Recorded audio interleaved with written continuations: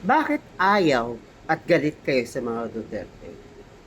Sabihin nyo, dahil ba sa mga sinasabi nyong hindi siya marunong mamuno? Or dahil naiinsulto lang kayo kasi merong isang pangulo na galing sa Mindanao na may totoong tapang at pagmamalasakit sa bawat Pilipino. Siya yung leader na minahal ng mga Pilipino kahit sa ang sulok man ng mundo. Bakit kayo galit sa mga Duterte? Dahil ba siya'y inakasuhan yung kurakot? O dahil siya ay isang pangulong kayang paunlarin at pinaunlad at naumpisahan ng gawin ang mga dapat na gawing proyekto para mapaunlad ang Pilipinas mula apari hanggang hulo. At ang buhay ng bawat pamilyang Pilipino ay may seguridad at asenso. Bakit galit kayo sa mga Duterte?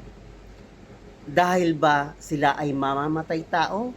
O dahil takot ka lang matukhang, madisiplina kayo, at matatapos yung mga kagaguhan nyo? Bakit galit kayo sa mga Duterte? Takot kayong mamuno sila sa bansang ito? Dahil ba taga Mindanao siya? O dahil mababawasan ang pagiging kurakot nyo at makikita ng bawat Pilipino kung paano nyo binaboy at ginawang gatasan ang kaban ng bayan, lalo na itong mga kurakot na politiko. Bakit ba kayo galit sa mga Duterte? Dahil ba sa isip nyo, kayo lang ang magaling at may tinatawag na tuwid na daan?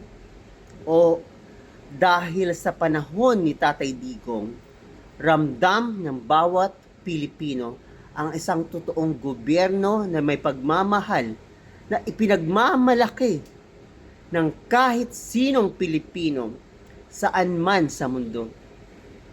Sabihin mo, bakit ka galit sa mga Duterte? Yung totoo, aminin mo.